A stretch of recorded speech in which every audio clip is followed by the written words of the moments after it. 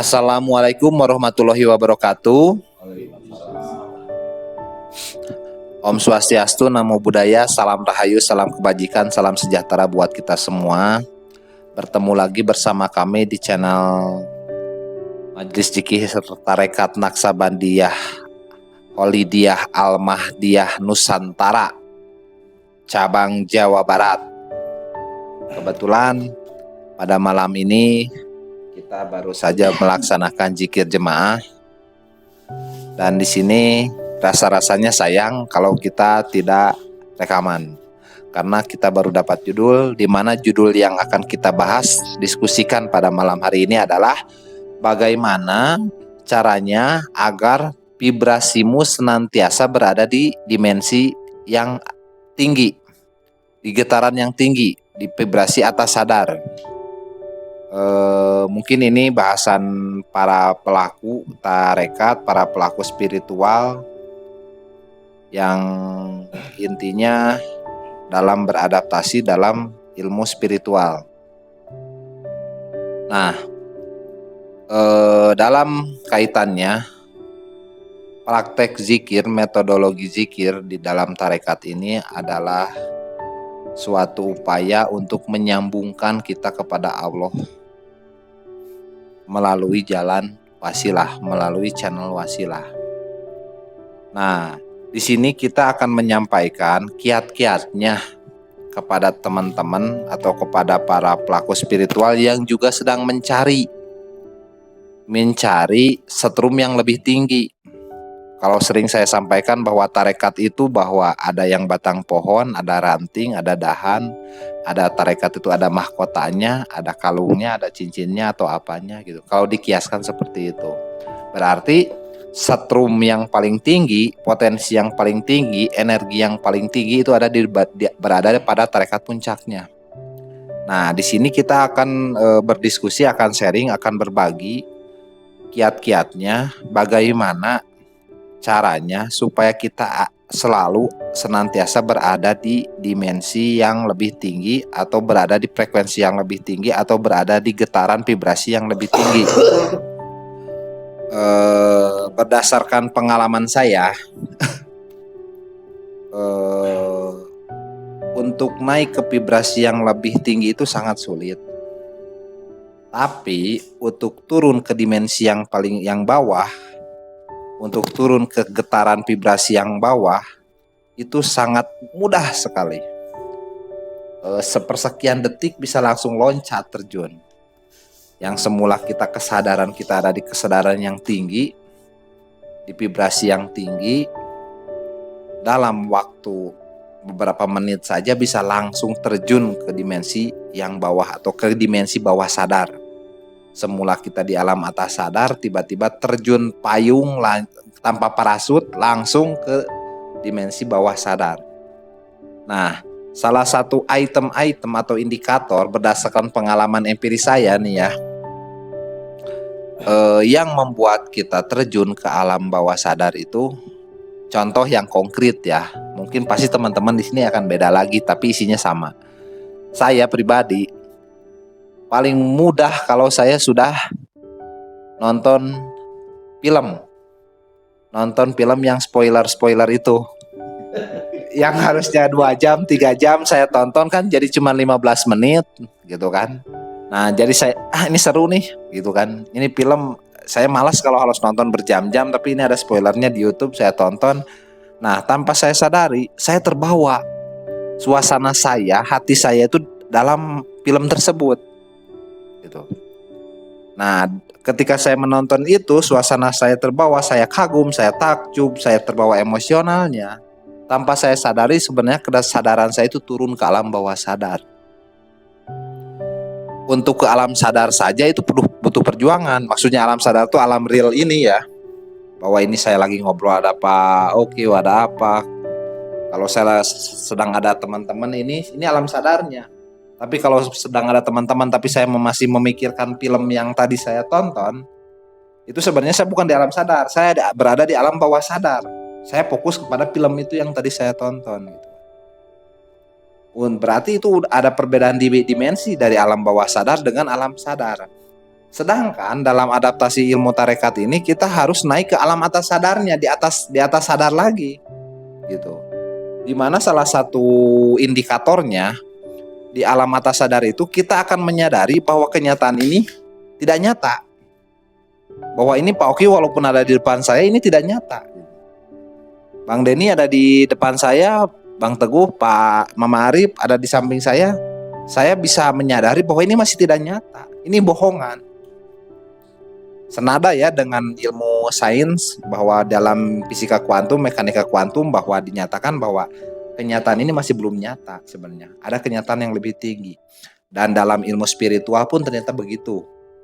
Dalam ilmu tarekat pun ternyata begitu, dan senada dengan yang disampaikan oleh Nabi bahwa sesungguhnya dunia ini hanya sebatas mimpi atau fata morgana. Nah, dalam ilmu tarekat itu kita untuk menjaga atau untuk menaikkan dimensi kesadaran kita ke dimensi yang lebih tinggi, yang disebut mi'raj, as-sholatul mi'rajul mu'minin. Nah, itu sebagai pendahuluan dari saya, pengalaman saya yang baru saja saya alami, yang tanpa saya sadari saya gara-gara ngeklik di YouTube, tonton tuh film. Padahal filmnya saya sudah nonton loh, filmnya gitu kan, sudah nonton film samurai gitu kan, sudah nonton. Tapi saya tertarik lagi, pengen mengenang gitu. Pas saya tonton udah saya terjun lagi. Rasanya gak enak, banyak keserang gitu kan. Nah mungkin itu salah satu kiat-kiatnya, dan itu pengalaman empiris saya. Dengan menonton itu malah jadi terjun. Tapi ada yang menonton malah menaikkan dimensi kesadaran banyak. Dan tidak melulu filmnya itu harus film soal agama, tidak. Kayak film apa ya, cinta juga, atau lagu pun itu bisa menaikkan kesadaran kita, kesadaran yang lebih tinggi. Lagu untuk kekasih, tiba-tiba yang kekasih yang dituju itu bukan istri kita, bukan pacar kita, bukan, tapi wasilah itu, tapi walia mursida itu ditujukannya ke sana. Lagu cinta itu ternyata dengan mendengarkan lagu itu bisa menaikkan vibrasi kita. Jadi itu letaknya gimana posisi kita gitu kan. Di mana posisi kita gitu, stasioner kita gitu, memposisikan itu gitu, sehingga tiap kita pada saat kita nonton kita akan ada perbedaan sudut pandang gitu. Misalkan film orang perang zaman dulu, orang zaman dulu kehidupannya seperti ini gitu kan, kasihan sekali misalkan. Nah itu posisi kita lagi masih di atas sadar tuh. Tapi kalau kita sampai turun, kita akan ke bawah ke emosinya. Nah itu udah mulai bahaya. Dan baru saja saya alami gitu kan. Ini lagi diskusi, makanya kita bahas inilah gitu kan. Ya sekedar sharing ya gitu. Semoga ini bisa bermanfaat gitu buat teman-teman, terutama yang para pencari, para pelaku spiritual, dan yang mencari potensinya paling besar. Boleh gitu diskusi dengan kami lebih jauh. Mungkin di sini ada teman-teman yang mau bercerita, barangkali tiba-tiba ada yang mau disampaikan, silahkan. Ada nggak? Silahkan, oke. Terima kasih Bang Teja. Saya sendiri sih nggak punya parameter di atas sadar atau di bawah sadar yang jelas. Yang saya alami gitu ya, ketika berhadapan dengan siapapun gitu, biasa-biasa saja semuanya gitu, tidak ada yang aneh gitu kan. Apapun yang misalnya orang lain ngelihatnya kejadian yang luar biasa, itu kayak yang orang nyebutnya tuh tidak berempati, atau kita bukan tidak berempati ya, tapi nggak ngefek aja, nggak ngaruh kayak gitu. Apakah itu parameter saya itu di bawah sadar atau di atas sadar, saya nggak ngerti. Kalau dengar cerita dari Pak Oki tidak terpengaruh oleh lingkungan sekitar. Kalau menurut saya ya, Pak Oki berarti berada di dimensi yang lebih tinggi gitu kan. Sehingga kenyataan realita yang ada di hadapan Pak Oki itu tidak ngefek ke Pak Oki. Nah memang itu yang harus kita cari, yang harus kita tuju itu ke situ. Kita harus, ya kita tidak terpengaruh oleh realita ini gitu. Jangan tujuan kita harus naik gitu kan. Kalau secara posisi kita ada di atas ya gak ngaruh sama kejadian-kejadian di bawah. Seperti yang saya contohkan bahwa kita lihat anak kecil, lihat cacing, langsung nangis gimana-gimana gitu kan. Karena kesadaran mereka itu rendah. Kita yang kesadarannya lebih tinggi itu tahu bahwa cacing itu gak akan jadi masalah gitu. Sehingga kita biasa aja gitu kan. Tapi anak kecil beda responnya gitu. Nah, yang dikhawatirkan kan gimana supaya kita gak turun ke dimensi anak kecil itu sehingga cacing juga takut gitu. Nah, kalau menurut saya ini kan diskusi ya, itu bisa menjadi salah satu tolak ukur sih. Kenapa? Kita jadi tenang gitu. Berarti kita gak terpengaruh oleh realitas itu gitu. Gimana Kang Tua yang disampaikan? Jadi kan Cengkat. itu situ ngomong apa? Jadi tidak terpengaruh itu berarti ketika kita menghadapi situasi itu, berarti kita itu nggak fokus keluar ke dalam diri dan kita tidak terbawa oleh situasi yang di luar diri kita. Kalau misalkan ya ini pengalaman saya juga gitu ya, dan ini tuh memang fakta lah di mana-mana. Ketika menyaksikan sesuatu atau menonton apa-apa, memang terbawanya itu kadang ikut kesel, ikut ke bawah sedih, ikut apa terbawa gelombang itu. Padahal film itu tuh nggak nyata juga gitu. Dan kita bawa ke situasi itu.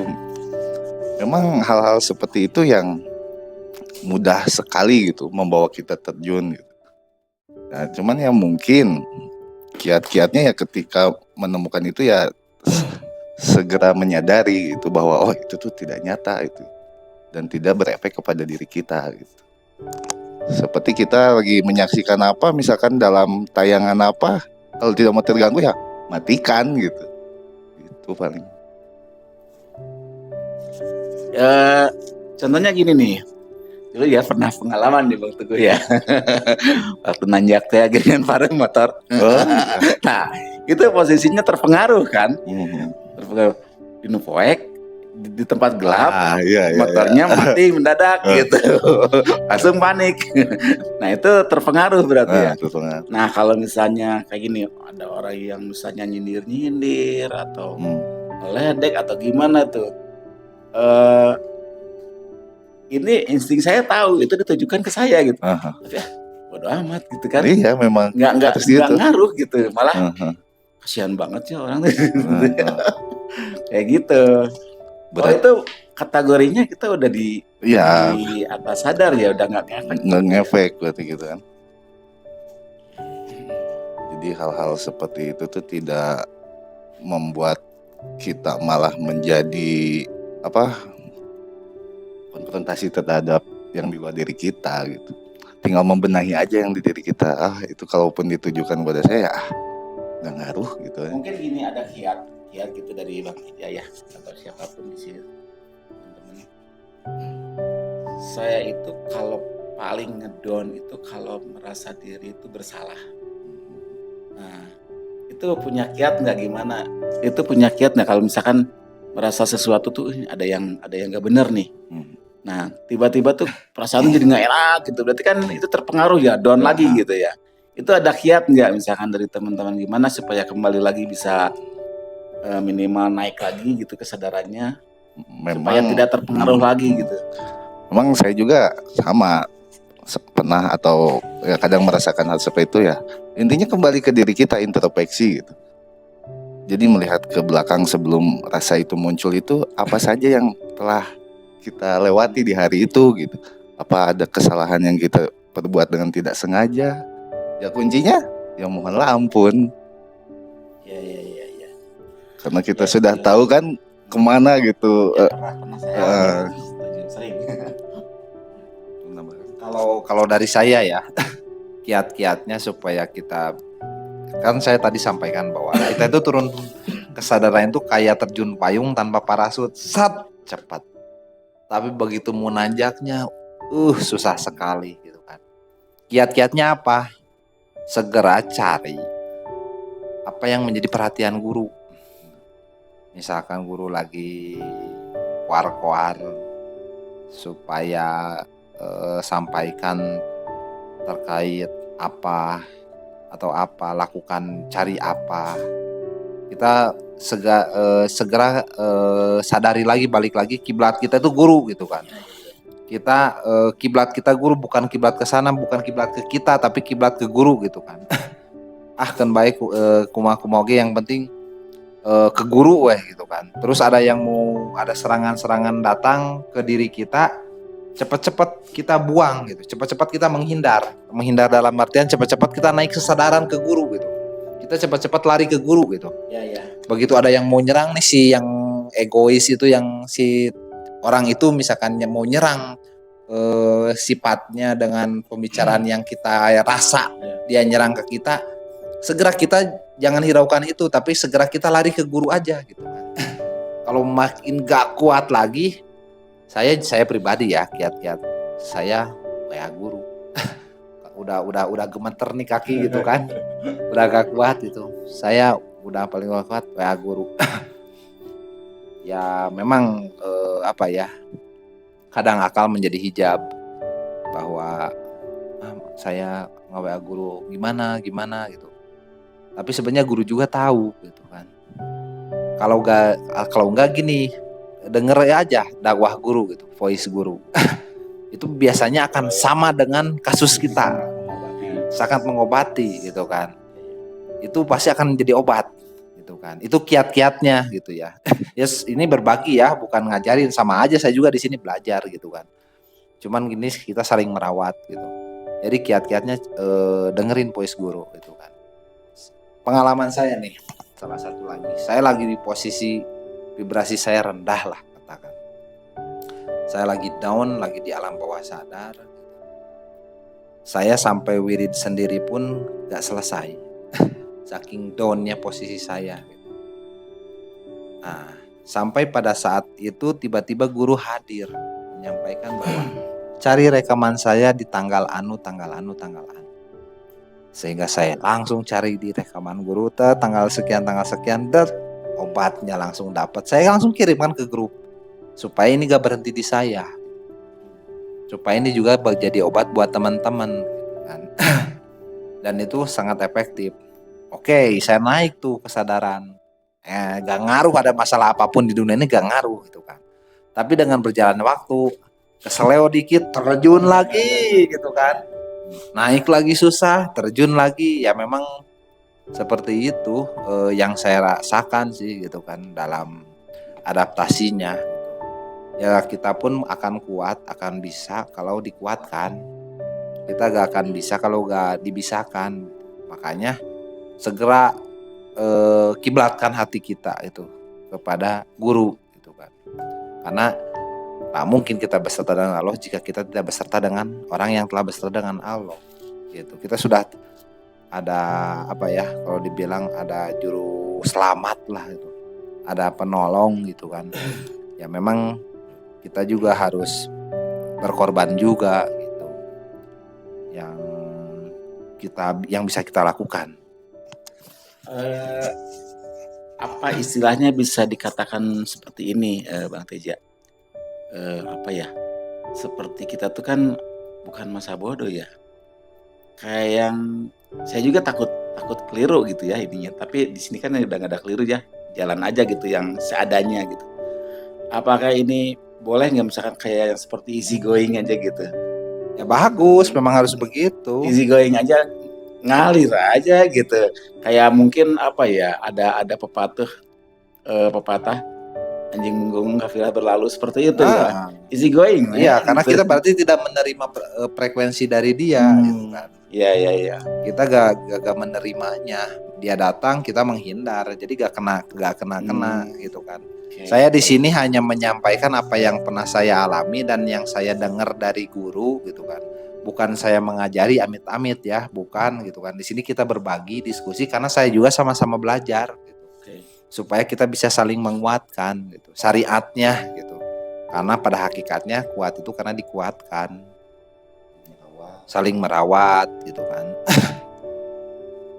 Itu sih mungkin kiat-kiat yang bisa saya sampaikan, dan kasus saya terjun tadi barusan gitu kan.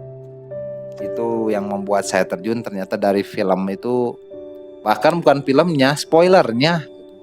Spoiler film itu bikin terjun itu gitu kan. Memang di sini tuh jadi halus. Sangat halus sekali gitu kan. gara-gara gak sengaja pun lihat yang kayak gitu akhirnya ketonton gini, udah gitu terjun lagi. Makanya ya kita saling mengingatkan lah gitu sama saudara, dan saya pun butuh diingatkan gitu kan. Syariatnya oleh teman-teman mungkin gitu kan. Hakikatnya ya ridho guru gitu. Ada lagi yang mau disampaikan? Silakan. Bang Denny. Berbicara mengenai vibrasi, menjaga vibrasi itu sangat sulit dikatakan ya. Kalau saya lebih ke berbicara sama halnya dengan menjaga iman, karena seperti yang dikatakan Nabi bahwa iman itu seperti kita memegang bara api. Ketika kita pegang panas, dilepas akan hilang. Itu kalau nggak salah ada di dalam sebuah hadis ya. Dan ketika kesadaran kita sedang terjaga gitu, katakan di atas lah, apapun masalah yang menimpa kita atau menyerang kita gitu, dari alam bawah sadar untuk menurunkan kesadaran kita. Ketika kesadaran kita di atas itu akan seperti tadi Okyo katakan, easy going gitu kan, berlalu gitu. Tapi ketika kesadaran kita atau iman kita lagi lemah, masalah yang sepele aja itu bisa kena gitu ya. Jadi yang namanya iman itu ya naik turun, namanya iman itu yang sulitnya di sini tuh. Dan tadi apa yang dikatakan Bang Teja mengenai nonton spoiler seperti itu, kalau menurut saya itu seperti apa ya, kalau dikatakan zaman sekarang itu mungkin itu yang disebut dengan sihir dajjal. Karena sekarang itu sangat mudah sekali gitu orang menonton sesuatu yang belum tentu faktanya terjadi, tapi sudah terpengaruh gitu vibrasinya gitu. Iya, sehingga menjadi fitnah lah bagi diri sendiri gitu kan, udah suudon duluan gitu. Padahal kenyataannya tidak seperti itu. Nah, mungkin itu pengaruh dari media sosial, bisa dari internet dan sebagainya gitu. Karena zaman sekarang kan sangat luar biasa gitu, teknologi sudah berkembang maju, dan ya pandai-pandailah kita menjaga kesadaran, karena mudah sekali, apalagi sekarang tiada hari tanpa kita melihat HP gitu kan, medsos gitu kan. Kita melihat ini, melihat sesuatu yang membuat nafsu kita terpancing, itu akan mudah sekali gitu kan. Wah, lihat apa cerita orang makan enak atau liburan dan sebagainya, itu secara tidak langsung kan mempengaruhi kesadaran kita. Oh, kok kita pengen. Sehingga kalau kita imannya nggak kuat, nonton kayak gitu, jadi kan wah, apapun cara kita lakukan. Ya bisa kita dengan cara yang melanggar hukum, korupsi dan sebagainya gitu kan, demi memenuhi nafsu. Iya, makanya sangat luar biasa itu sihir dajjal yang mengaruhi zaman sekarang gitu. Mungkin kalau zaman dulu, zaman Nabi kan belum ada ya teknologi seperti itu gitu. Makanya sekarang bisa dikatakan akhir zaman itu ya sekarang gitu. Karena segala gangguan dan sebagainya itu sangat mudah sekali gitu mempengaruhi kita. Mungkin dari saya spiritual. Ada lagi yang ingin ditambahkan? Silakan. Mama ada last mah dengan ngebelum. Memang para pelaku pasti banyak godaannya. Ya ibarat seperti ke kota langsung ke leuweung, kamu istilah nama para roek pasti banyak cobaannya, ada hewan-hewan melata, hewan itu ya seperti itu. Godaan seperti di ibaratnya ya di kehidupan gitu, kehidupan sekarang gitu. Godaannya banyak ya, Pak, Iya, ya. banyak. Celahnya tuh banyak. Ya, cara bertahannya ya nikreh gitu, buat aja. Ngereyeh. Ngereye. Kalau gak ngereye ya tiga jebur. Tinggalin ya. Tiga jebur. Bisa gitu. Kan kasang ngereye begitu. Saya bertahan ya di sini gitu. Ya gitu. Terus iya nikreh gitu. Terus ingat kepada guru gitu. Terus ya sampai bertahan seperti ini gitu. Karena kebetulan si Mama ini paling senior dari semua jemaat. Bisa dikatakan pionir. Pionirnya. Ini kalau dibilang mau jadi barang antik di kilat, tapi dia paling stabil. Gitu kan. Kalau yang lain naik turun ya kita goyang-goyang gitu. Si Mama tuh nyikreh istilahnya. Jadi nyikreh itu apa ya? Tetap bergerak walaupun merangkak lah. Ya, Daripada diam di tempat gitu.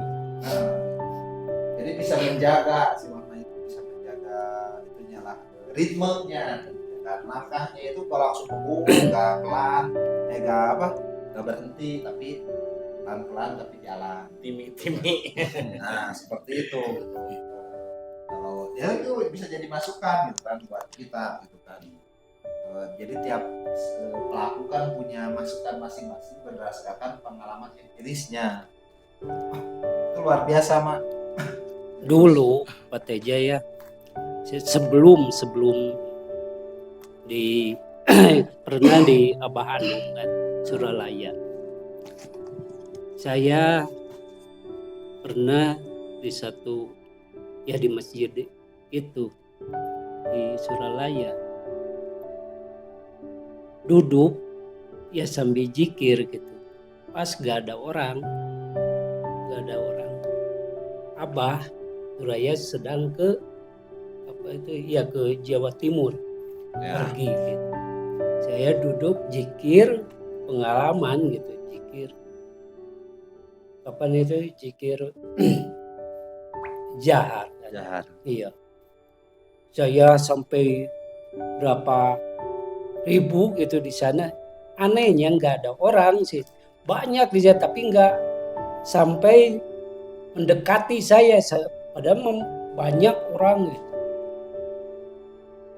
Anehnya bukan aneh ya itu mah udah karomah apa gitu ya, apa itu mungkin gitu. Kapan dia pergi ke Jawa Timur kan, anehnya datang apa seperti gimana ya, menghampiri gitu. Itu jangan gitu, jangan keras-keras kalau zikir gitu. Kata Abah itu Bahanom ya. Iya. Kalau zikir keras itu yang belajar, yang belajar nanti juga ada ketemu kamu. Udah sampai pergi lagi. Saya langsung terperanjat. Masa Abah udah pulang lagi, ditanya ke petugasnya masih di Jawa Timur. Saya sampai kaget gitu. Ya. Sebuah fenomena. Itu nanti ya kata Abah itu ya nanti pasti ketemu yang lebih tinggi katanya. Itu Dia kebetulan Mama ini sebelum di tarekat ini perjalanannya beliau di tarekat yang lain, dan tarekat Naksabandiyah, Qadiriyah wa Naksabandiyah itu zikirnya jahar. Jadi maksudnya beliau didatangi oleh guru mursidnya yaitu Abah Anom menyampaikan jangan begitu gitu. Zikirnya jangan begitu. Nanti juga akan ketemu zikir yang yang lebih khusus, lebih tinggi lah. tinggi Nah, kan. gitu. Makanya saya tadi sampaikan bahwa tarekat itu ada yang mahkotanya, ada yang gelangnya, ada yang cincinnya, atau kata guru kami itu ayahanda guru itu bahwa ada yang batang pohonnya, ada dahannya, ada daunnya. Nah, disitulah potensinya yang membedakan gitu. Bukan jelek ya jelek, nggak ada gitu. Yang membedakannya potensinya gitu. Kalau kiasnya setrumnya lah gitu. Makanya kalau kata guru saya itu udah nggak ada lagi ilmu di atas ini. Nggak percaya ya buktikan. Solusinya harus dibuktikan supaya aku yakin gitu. Kalau nggak dibuktikan ya tetap omong kosong. Kita juga ngobrol di sini omong kosong jadinya karena sebatas ilmu yakin nanti. Tapi kalau dibuktikan sama teman-teman baru bisa menilai, bisa tahu gitu kan. Ada lagi Mak yang mau disampaikan Mak? Silahkan. Ya, terus memang saya mencari dulu Abah Anum udah meninggal kan. Ya seperti ayam mencari induknya kan ya. gitu. Saya sama teman saya itu yang orang pasar itu, sahabat gitu.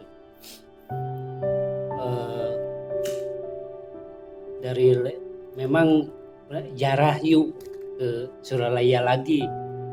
Ayo ya sama ya pakai mobil gitu. Pas pisan di rumah makan, dia biasa makan dulu yuk gitu. Ketemu apa itu ya orang bawa ya apa itu deh tukang barbek teh namanya barang bekas pemulung ya memang dalam pandangan saya sama teman-teman gitu ya pemulung biasa gitu. Pas misalnya kamu kesini semuanya dia katanya pas misalnya ya, nah Mbah ya kata teman saya itu naon cenah ka Suralaya cenah gitu. Padahal dia belum enggak tahu. enggak tahu gitu. Enggak ngobrol sebelumnya. Iya. Kenapa Bisa itu tahu, ya? bisa tahu Pemulung. Kamu yuk ke rumah saya. Di sana ngobrol. Ya pergi ya kenalan ya namanya Abah Asep. Itu yang pemulung apa Pemulung itu. Iya. Datang ke rumahnya bukan pemulung jadi bos pemulung rumahnya Gede lah gitu. Ya di sana ceritalah dia memang apa itu adik Sapaguron itu anaknya yang udah meninggal, putranya Abah Anom, dia seperguruan dia.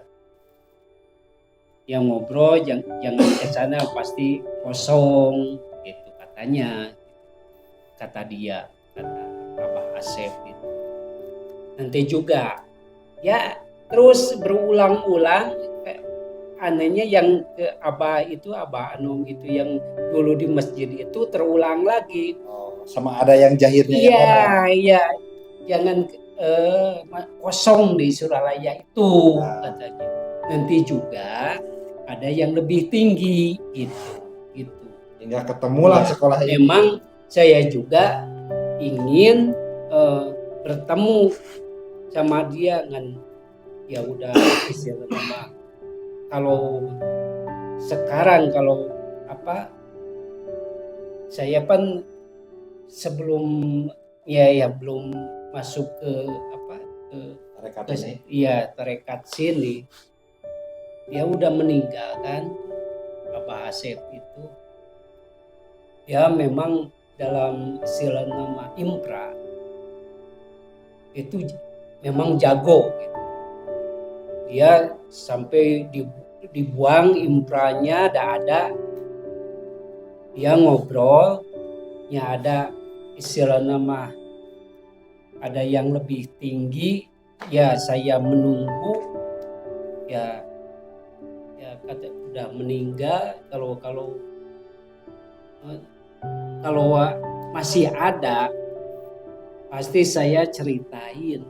Saya gemetar kalau Terus Pak, penasaran saya. Terus gemetar gitu. Ya terulang terngiang-ngiang, kamu terus cari, bertahan gitu. Nikreh kamu bahasa Sunda yang nikreh, ngereyeh. Nanti juga pasti ketemu yang kamu cari. Gitu. Tapi anehnya yang lain pasti susah ya ketemu Iwal. Hanya kamu aja. ya.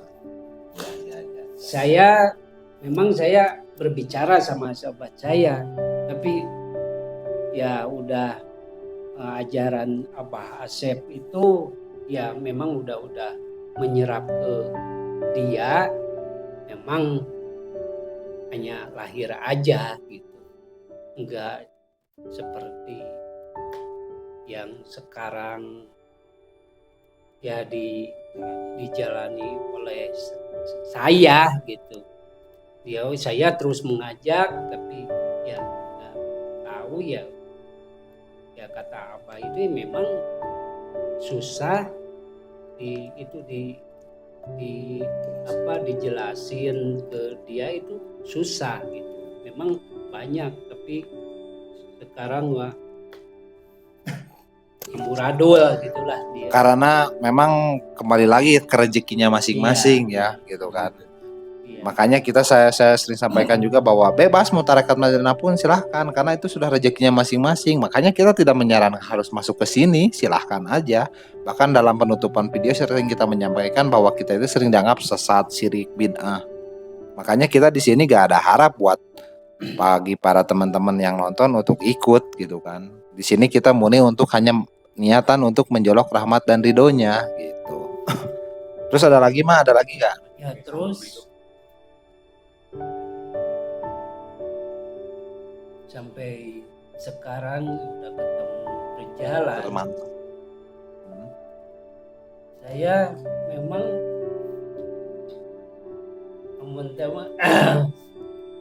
serap gitu. Silau ya. Silau abang guru itu saya dari guru-guru saya sampai bicara gitu. Saya nggak banyak bicara gitu. Dari dulu ketemu di ya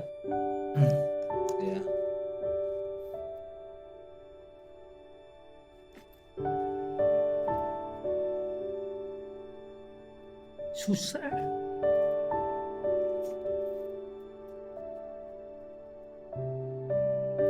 Sampai gak bisa berkata-kata ya Iya. Maya.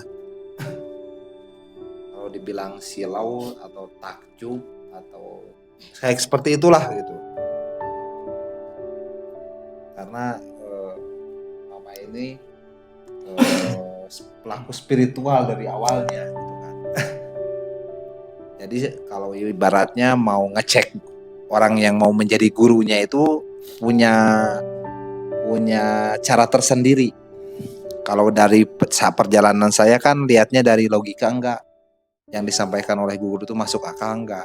Tapi bagi pelaku-pelaku spiritual, langkah dia untuk mau mengikuti itu beda caranya. Mereka punya teknik tersendiri, mereka punya tersendiri gitu. Mereka kalau ibaratnya di screening dulu lah kiasnya ya. Orang yang mau akan menjadi guru itu di scan dulu gitu kan. Dan mereka merasakan gitu kan. Sesuatu yang nggak kita tahu pak orang-orang pada umumnya. Iya, vibrasinya langsung dapat sampai mama menyampaikan bahwa ibaratnya silau ya Maya. Sampai gak bisa berkata-kata. Ya kalau kelas-kelasan saya kan saya hanya nganalin logika aja gitu. Tapi ternyata setelah beradaptasi rasa pun dapat gitu kan. Mungkin rasanya berbeda dengan yang mama rasakan, lebih tajam lagi mungkin gitu kan. Tapi kalau saya karena tidak punya pengalaman sejauh itu gitu kan, tidak punya seperti itu gitu, gak setajam itu gitu. Cuman pada intinya kita juga dapat rasanya gitu. Jadi sesuatu yang gak bisa dideskripsikan, cuman dapat dirasakan. Nah itulah yang susahnya untuk diajarkan.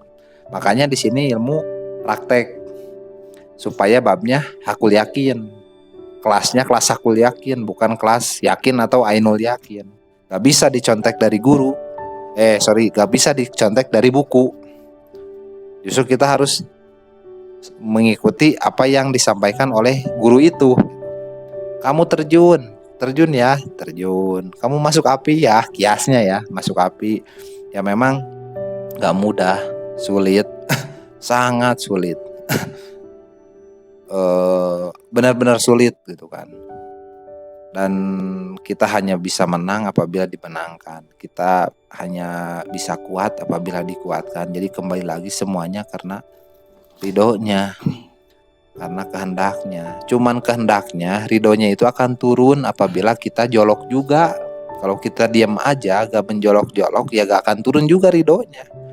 Jadi balik lagi kepada kita ternyata itu kan. Mau gak kita menjoloknya? Kalau kita mau menjoloknya pasti juga turun rahmat dan ridhonya. Kalau diam-diam aja ya udah. Kalau kata guru tuh putaran di sini sangat tinggi, turbulensinya sangat tinggi. Kalau kalian tidak bisa mengimbangi maka kalian akan terlempar. Gitu. Makanya sebisa-bisa saya berusaha gitu kan. Walaupun saya banyak permakluman kepada diri saya sendiri gitu kan. Dan kadang ternyata itu malah menjadi masalah gitu. Sehingga saya tahu kalau saya tidak memaksakan berarti dipaksakan gitu. Dan alhamdulillahnya saya juga ada teman-teman secara syariatnya yang turut membantu saya, menguatkan saya supaya tetap bisa tegar di jalan ini gitu kan. Dan secara hakikatnya saya karena diridhoi oleh guru itu sendiri sehingga saya kuat dan dikuatkan gitu kan. Ya mungkin itu ya. Mama ada lagi silakan. Kang Teguh, ada Bang Teguh, Bang Denny. Oke, mungkin itu ya. Mohon maaf ya. Ini yang bisa kita sampaikan. Semoga bisa menjadi manfaat, bertambahnya ilmu buat teman-teman. Minimal ilmu yakin dulu. Nanti datang ke sini bisa beranjak ke hakul yakin. Tapi ingat kami itu jangan ikut-ikut kami ya, karena kami sering dianggap syirik, sesat dan bid'ah.